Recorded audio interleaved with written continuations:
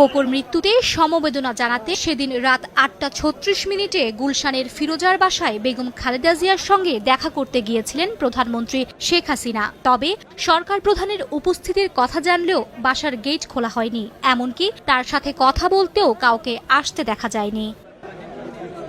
গাড়ি থেকে পায়ে হেঁটে নামা প্রধানমন্ত্রী সেদিন হতবাক হয়ে গেটের সামনে ৩ মিনিট দাঁড়িয়ে থেকে ফিরে যেতে বাধ্য হন। এ সময় তার সাথে ৪ জন মন্ত্রী সহ সরকারের বেশ কয়েকজন ঊর্ধ্বতন কর্মকর্তা উপস্থিত ছিলেন।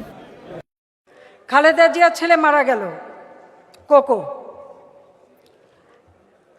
শত হলেও একটা মা সেটা মনে করে এই এত কিছু করার পরেও আমার তরফ থেকে তাদের সাথে যোগাযোগ করা হয়েছে, সময় নির্দিষ্ট করা হয়েছে।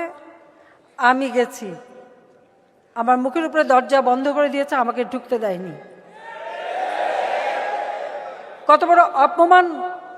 খালি মনে হলো যে তুমি খালেদা জিয়াউর রহমানের সাথে অন্তত 2 মাস 1 মাস পরপরই আমাদের বাসায় যেয়ে বসে থাকতা, চেয়ার পেতেও বসতা না, ওই লবিতে মোড়া ছিল, মোড়া পেতে বসতা। আর এখন আমাকে ঢুকতে দেবে না, আমার গাড়ি থামার সাথে সাথে গেট বন্ধ, আমাকে ঢুকতে দিল না। জীবনে কখনো এইরকম ইনসাল্ট করবে সে, তারপরেও তার জন্য দয়া দেখাতে হবে।